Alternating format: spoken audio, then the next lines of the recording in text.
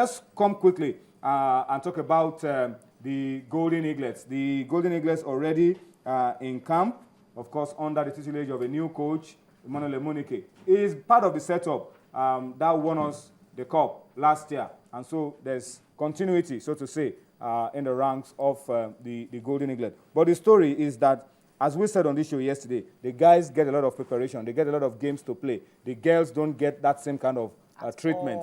Now they're going to be playing a six-nation tournament, a WAFU under-17 tournament that will be held in Togo between April 19 and the 27th. So Nigeria will be playing from Group B alongside Niger and Mali, while Group A will have Cote d'Ivoire, Benin, and Togo. Good test, good start to the Emmanuel Emunike-led Golden Eaglets. Whatever they come up with from this one will help us to lay a foundation for the next set of Golden Eaglets.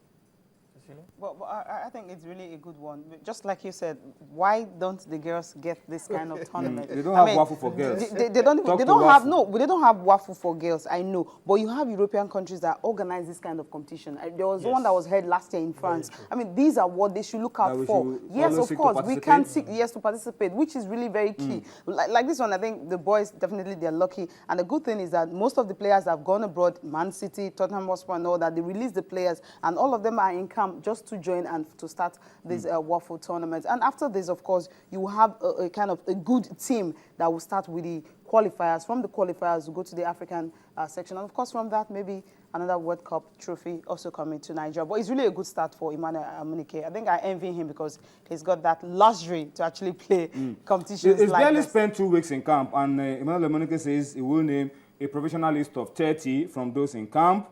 And then we will go to the tournament to see what those guys are made of. But it's good to see that already the Golden Eagles, I beg your pardon, have plenty to look forward to. For the Flying Eagles, Manu Garba is now the coach. Ondoka Agbade is now the assistant. They will be playing a friendly against Lugbe United in a test game that will be tomorrow morning.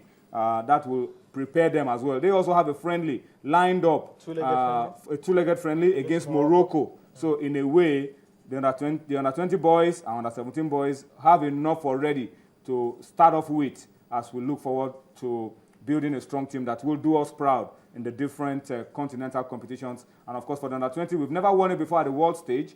We're hoping that Manu Garba and Ondoka Agbade can lead us to success at the under-20 World Cup when it takes place, I think, next year. Next year.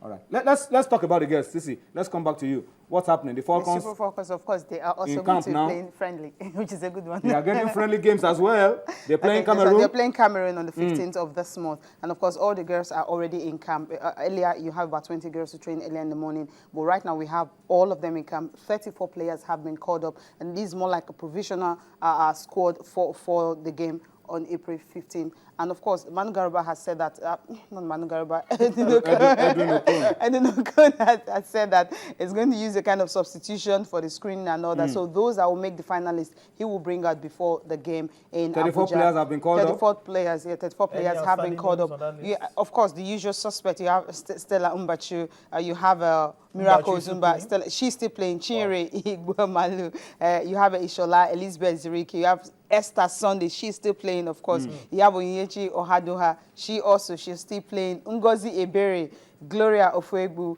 Blessing Edoho, Osinachi Ogan. Of course, these girls are just the usual suspects. Where is she? She's not on the list. I think she's foreign based now. She's foreign based. Yeah, she's Then what about that top striker, the one that used to play, the one that was on the shortlist for African Women Footballer of the Year? What's her name? Cynthia Owak. Cynthia Owak, of course, she's also not in Nigeria. So, right, we players just have the who are girls based there. Yes, who are based there are the ones that have been called up. I think for the World Cup, usually you get those girls playing abroad to join the team. But from here, of course, we have a bulk of the girls from here. Precious Day, they also goalkeeper, of course, Tochi Olohe, and White, of course. We know she's also there. About 5 goalkeepers were called off.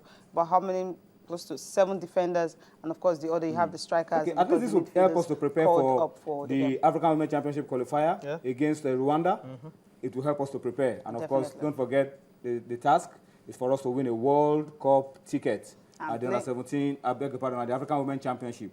All right. So and the good thing is that Cameroon ranked second in Africa. Of course, Nigeria number one in the West, so which is really cool for Nigeria. It's a good test for us. Cameroon, Equatorial Guinea, Ghana.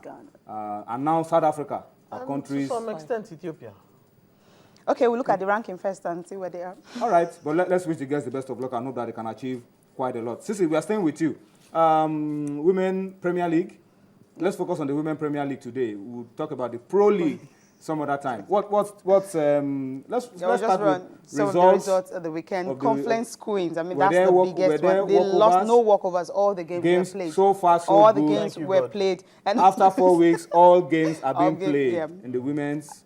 In the Women's League. And this is a week 5 result. 1 away victory and a big one for Rivers Angels. And it happened to Confluence Queens. That is it. Rivers Angels went there and beat them up. And you remember what happened to Taraba? 4-0. Their governor was watching. But this time around, he didn't come. Maybe that's the reason why I don't know. But Rivers Angels, of course, is a really good one for them because they've been picking points away from home. Usually a draw. So for this one, picking all 3 points, it was a good one for them. Ocean Babes and Adamawa 1-1, 1-0. Ocean Babes winning that one. Delta Queens and Pelican Stars ended 1-1. Pelican Stars yet to lose a game this season. I think they are the start to really watch out for. And for Taraba Queens, they 2-1, beating Ibom Queens. Ibom Queens, of course, losing another game again. Right now, they are no longer at the top of the table. You have Rivers Angels, of course, taking up that position. Ine Queens finally got a win, and of course, over Nasarawa, 1-0. And Bayelsa Queens, their first win of the season, also 2-0. Now, Bayelsa Queens, the problem now is the players have complained that they've not been paid.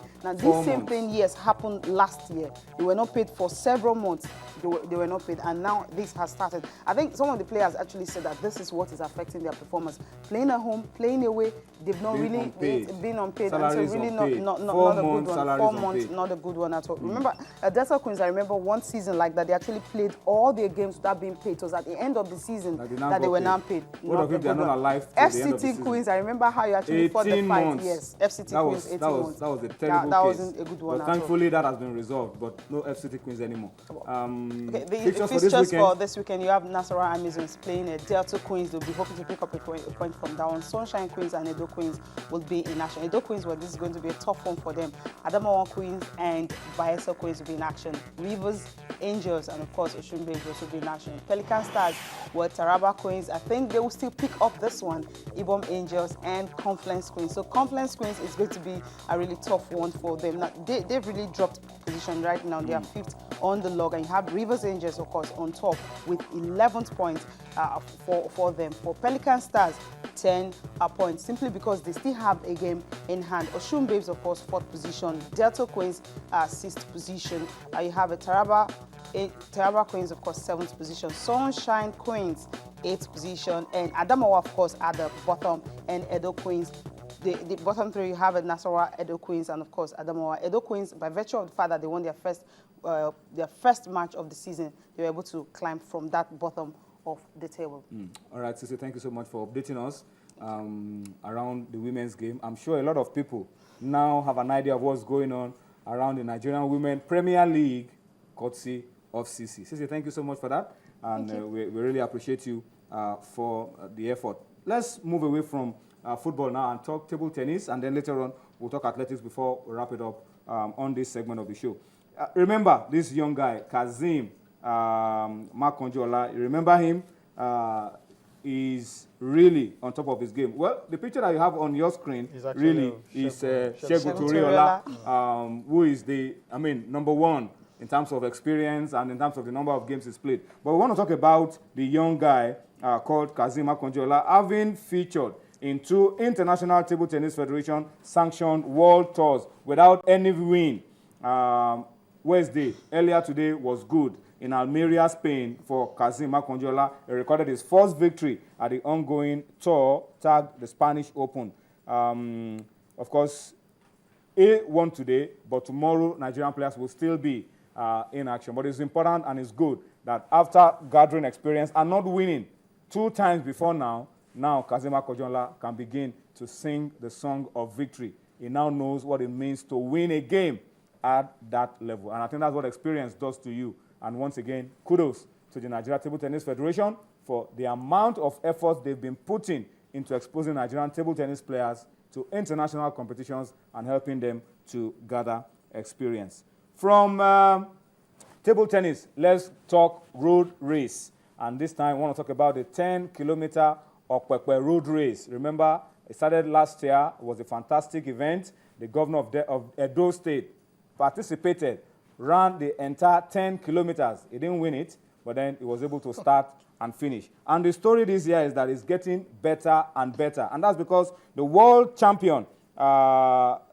that's Aziz Lababi of Morocco, and 11 top-class foreign athletes have been confirmed for the Okpekpe road race, 10-kilometer road race that will be taking place on the 3rd of May in Okpekpe, Edo State. The athletes from Kenya, from Ethiopia, and all other countries known for road race are going to be in Okpekpe. And that way, Tunde, international artists coming around will rub off on those who are here, and before you know it, we are producing world champions, world-class athletes. Following in the traditions of the very, very successful Obudu Mountain race that has been held for many years now.